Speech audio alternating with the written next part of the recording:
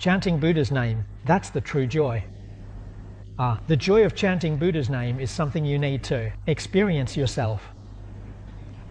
If you don't go to the chanting hall, you won't be able to feel it. The same principle applies. So within our 6 realms, look at the celestial beings in the world. They don't need food. All kinds of food and drink they have completely given up. Not only do they not eat, but they also don't drink water. Celestial beings are never heard of getting sick.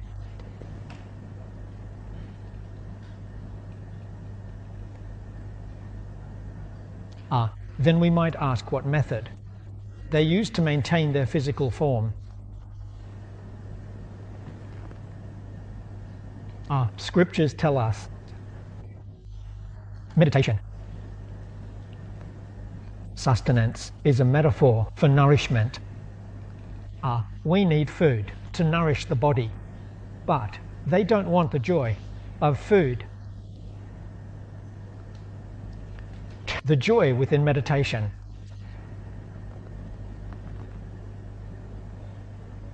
It can nourish their bodies. Today, in the chanting hall, we are practicing the samadhi of chanting Buddha's name.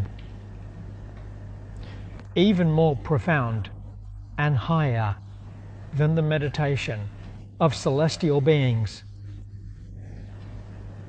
To be honest about their meditation, it lacks the blessing of Buddha's teachings. A chanting samadhi not only receives the blessing of Amitabha Buddha as original vow. I often report this to fellow students. All Buddhas and Tathagatas from all directions bless us. How could you not be joyful?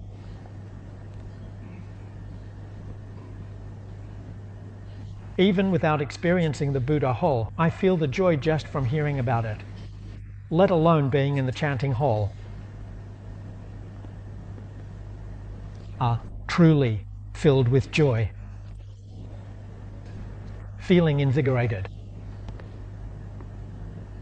The more you chant, the happier you become, the more energetic you feel, and the more strength you gain. Often in the chanting hall, if any of you are not in good health or frequently ill, spend more time in the chanting hall and those ailments will disappear, chanted away. We have confidence ourselves. We need to understand the inconceivable value of the Buddha and Bodhisattvas for one's life.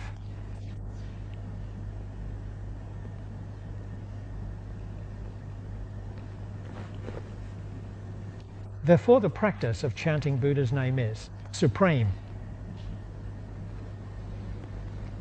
Chanting requires practice. This is something every fellow expert is concerned about. Always focus on seeing through the direction. Only then can your practice truly be effective. Today we hope it shouldn't be too high to reach. We should lower our requirements to minimum. This is reach. As long as you reach a continuous state in your chanting, in the future, when you are reborn in the Western Pure Land, you will definitely have confidence. In other words, you can be assured of becoming a Buddha in this lifetime. In the 10 realms, your first choice is to be a scholar. Then some students come to ask me, what does achieving a continuous state in practice look like?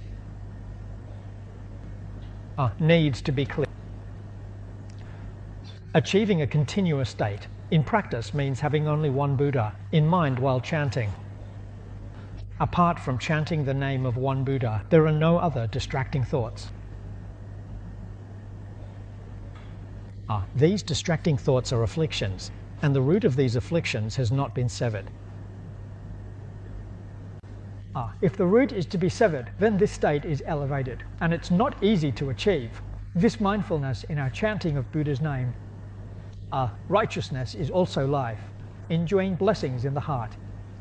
This mindfulness is powerful. It suppresses the troubles. Buddha resides. Although troubles exist, they do not take effect, do not manifest. This is called the fruition of practice. If we leave the chanting hall and in our daily life, greed may still arise. When encountering something unpleasant, resentment may still arise. You need to realize that your practice hasn't reached this level. If your practice truly reaches this fruition, encountering joy, there is no attachment. Encountering displeasure, there is also no resentment.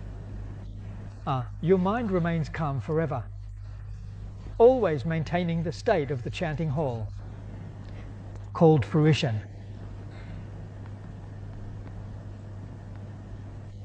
In the chanting hall, you should at least train to achieve this level of practice. Only then can you be considered accomplished, and your chanting is up to standard. This standard is what determines my rebirth. You need to reach this goal. To achieve this goal, some students say, "Oh, this is difficult, so hard." Indeed, it is difficult. Becoming Buddha is not easy. Of course, it's not easy. Looking at this matter, you need to put in effort regularly. What kind of effort? Seeing through things. That is, in this life of ours, towards all people, all things, and all objects, we should take them lightly. Don't be too attached. In everything, we should learn to take a broad view. Don't hold on too tightly. Only then will our efforts be effective. Being overly serious and calculative about everything is really bad. Reaching this level of effort is quite difficult. Whether things are done carelessly, whether you have them or not, whether you suffer losses, get deceived, or take advantage, it doesn't matter. Don't be calculative. There's no need to get involved. Truly, it's better to have fewer matters than more, and none at all is best. Just go with the flow and live day by day.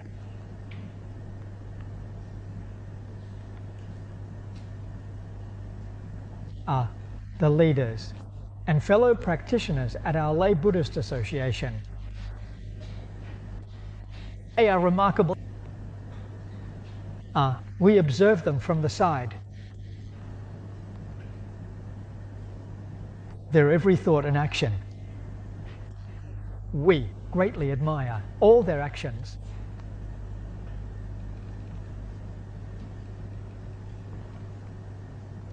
They conduct themselves very much in accordance with the teachings. They can all take things lightly and go with the flow without clinging. Clinging means insisting on doing things a certain way, being attached, and that's where it goes wrong.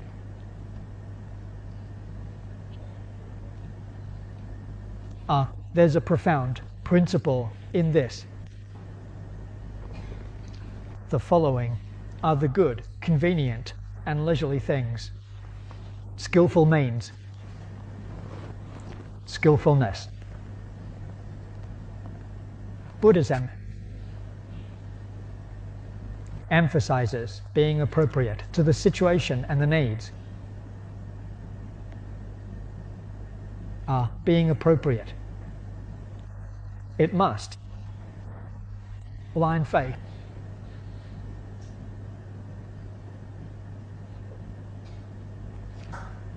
The inherent wisdom of self-confidence needs to be established in correspondence with this.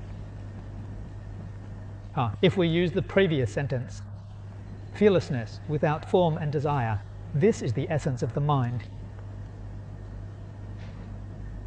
Once it matches this, it transcends.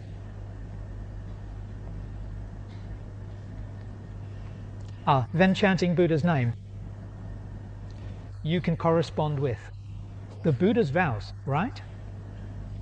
The original scripture mentions 48 vows. The name corresponds with the Buddha's virtues. The merits of the name are beyond comprehension. The name needs to be fully translated into the meaning in Chinese. It is an infinite phrase. People lack Amitabha and think the Buddha measures enlightenment. In other words, at every moment, in every place, towards people, matters, and things. This is Amitabha Buddha. M.I. Liao is just an ordinary person. Once enlightened, one is a Buddha. So, every thought corresponds with awareness. Only then can you enter the door. That is to understand the principle. Besides understanding the principle, you also need to understand the present. And the present is the renewal of the current public. Buddhism is alive, not dead. Buddhism is for modern people. Yes, it is for the people of our place. We need to grasp this principle. It is not for the ancients, nor for future people, nor for people from other worlds. It is for our current public. You need to understand the current public's potential. So, those responsible for the chanting hall at the end of life, I specifically told them yesterday to understand this principle. The chanting hall, your diligent fellow practitioners should often engage in mutual learning, to study and improve together. You must not create your own biases. You must understand clearly. All Buddhas and Bodhisattvas have no biases. What is bias? It's attachment. All Buddhas and Tathagatas help sentient beings and rejoice in their merits. They have no personal intentions.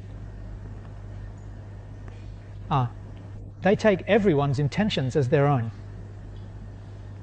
So, however, everyone is happy to do it. That's how we do it. When there are many people, there must be some rules, right? Rules generally mean the minority follows the majority. That's democracy. The Buddhist community talked about democracy 3,000 years ago. It talks about republicanism. It also talks about communism, forming a united army. We advocated for it very early, over 3,000 years ago, and not only advocated, but also practiced it.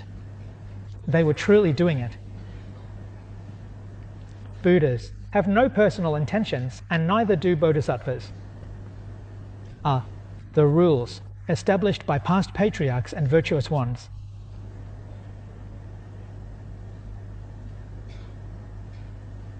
Poetry. Water, the renewal of sentient beings, in that era was established. They were established very well. If we now follow them rigidly, adhering to their rules, and bring out the Beishang's monastic rules, and follow them completely, what would that become? We'd be sending all modern people back to become people of the Tang dynasty.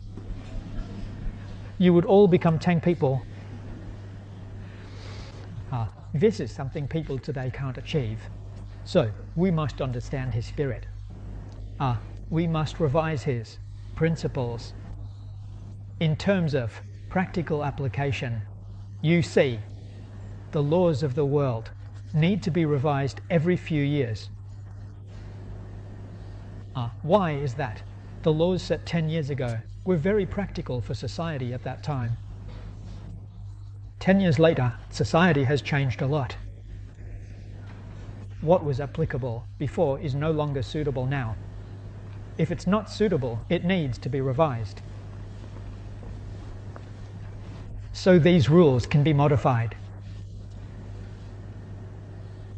The precepts in Buddhism can be revised. You see, the Baizhong monastic regulations were a significant modification of Shakyamuni Buddha's precepts, at that time transforming them into a Chinese version.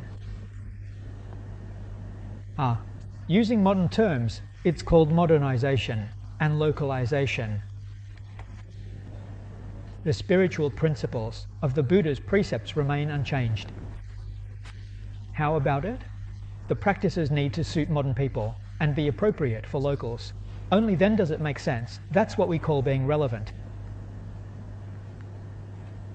Therefore, the old rules set by the ancients are worth referencing. See how they adapted things. Sai, how can we make our previous methods of chanting the Buddha's name applicable to our current fellow practitioners? That's what you call a true miracle.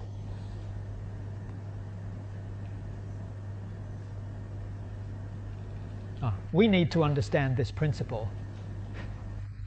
What are the rules of our chanting hall based on? The fundamental principles remain unchanged, but the written rules are based on our current activities. They are drafted accordingly. After drafting, they need to be frequently revised. To avoid rigidity, some others might find it inconvenient.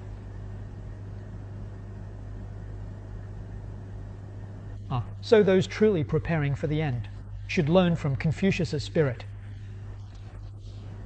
Entering the Grand Temple, ask each time, when you are dying, among Dharma guides, you should seek advice. How about today's lesson? What do you think? Is there any room for improvement? Frequently seek advice. Sincerely and earnestly seek advice. Not perfunctorily, not just out of politeness. And often ask each participant in the chanting practice for their opinions. Seek their advice more often. So that our practice center improves every day. Correct our shortcomings. Then we will make progress. Improving every day and progressing every day. Isn't that wonderful? So this practice center naturally becomes a model center in the world. The top practice center, where does it come from? From daily improvements. If something is found unsuitable, change it immediately. And if it's still not suitable, change it again. Improving every day. Only then can we meet the needs. And this is what it means to harmonize with all beings. Rejoice in the merits. Bodhisattva Samantabhadra, these two phrases are not said casually. Truly achieving these two phrases is miraculous. When we practice Pure Land, a theoretical basis, methods, and realms all rely on the Infinite Life Sutra. Aligning with the Infinite Life Sutra is what makes it reasonable.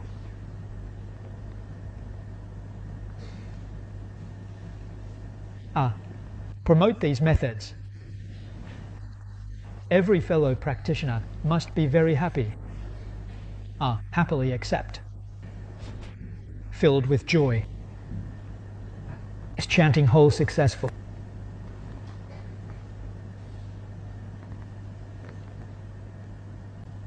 So the fellow practitioner at the end of life doesn't have any personal intentions. There isn't such a thing as a truly good leader of evil spirits in the world. They don't have their own intentions. Listen to others.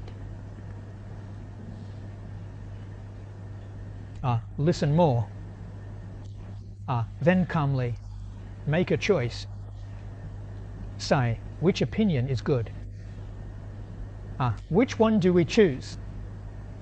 When choosing, you also need to seek everyone's agreement.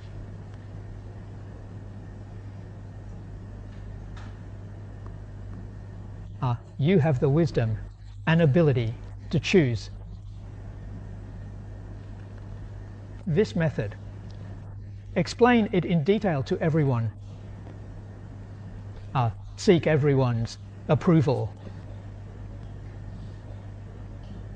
Then it will be easier to implement, won't it? Beneficial and convenient indeed.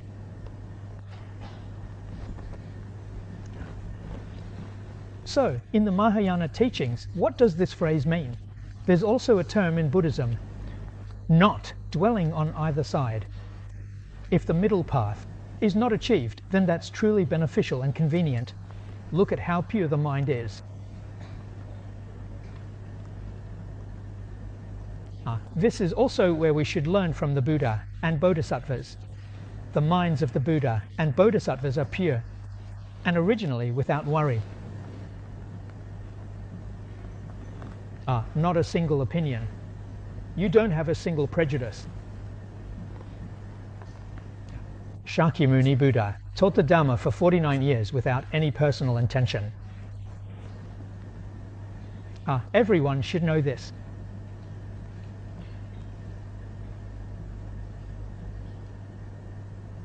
During Prajna assembly, the Buddha said he had no emphasis. If someone says the Buddha had hidden motives teaching the sutras, the Buddha didn't teach the sutras.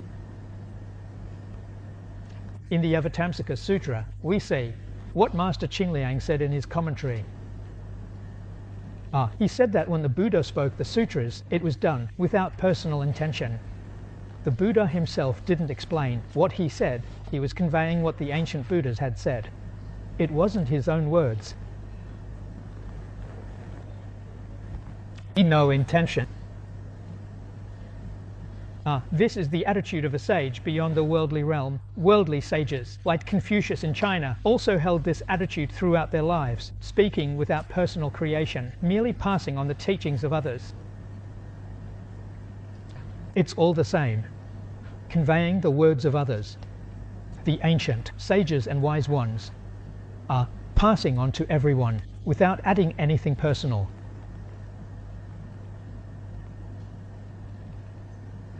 Shakyamuni Buddha taught for 49 years.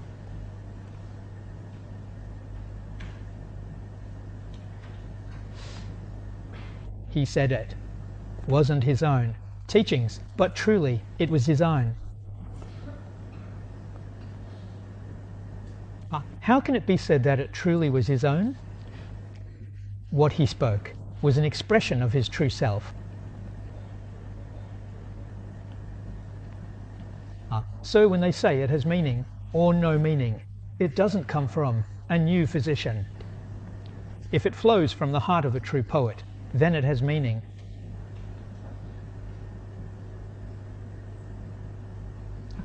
If it doesn't flow from the heart of a true poet, then where does it come from? It flows from the true nature itself. You should know the mind at any given moment is different for everyone, but the true nature is the same for each person.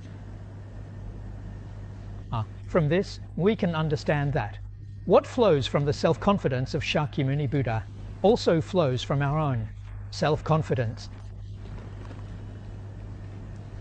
One day, when we realize our true nature, we can then open the scriptures to interpret the things within our own mind and nature.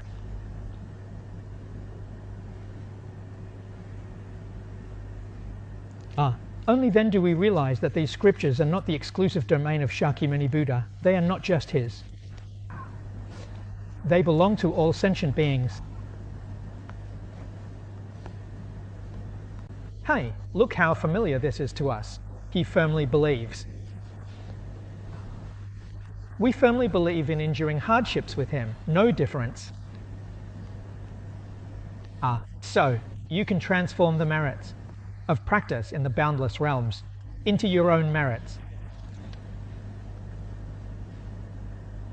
The merits we accumulate can also become the merits of others. At that time, all obstacles are gone, so self and others are not separate. Buddha and beings are not separate. Sentient beings and Buddha are not separate. The following sentence talks about the three vehicles, showing the three vehicles. You see, it's obvious. Yes, it's worldly trust.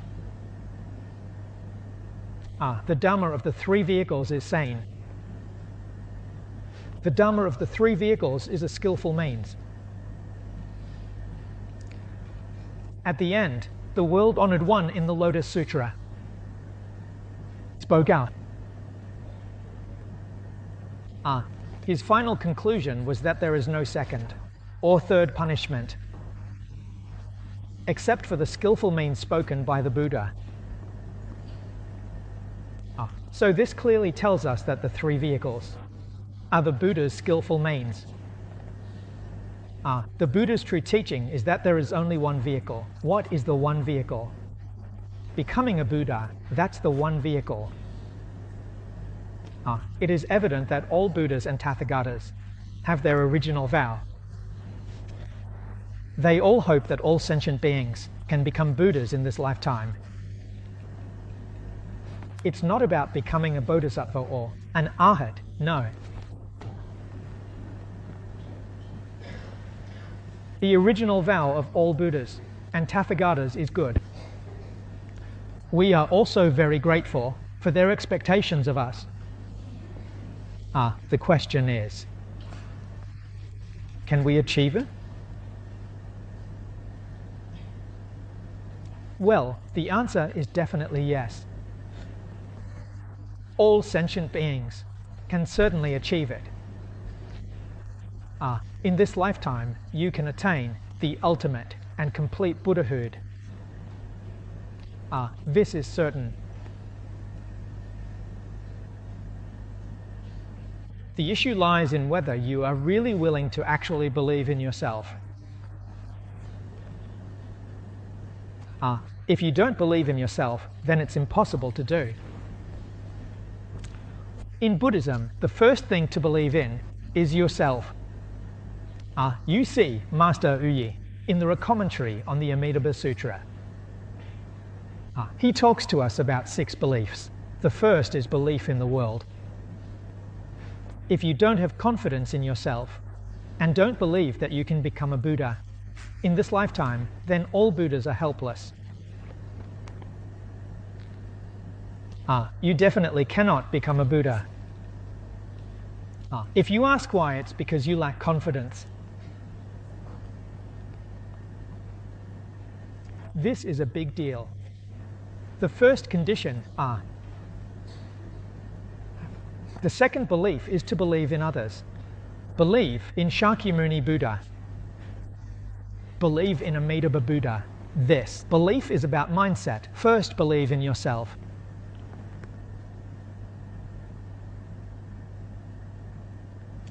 Believe that you can achieve it in this lifetime. Believe that the theories, methods, and realms taught by Shakyamuni Buddha are correct. There is definitely no mistake. I am willing to follow the teachings and practice accordingly. Believe that Amitabha Buddha's 48 vows will be fulfilled, and by following this path, he will definitely come to guide me to rebirth without regressing from becoming a Buddha. Believing in others. Therefore, Buddhism is different from other religions.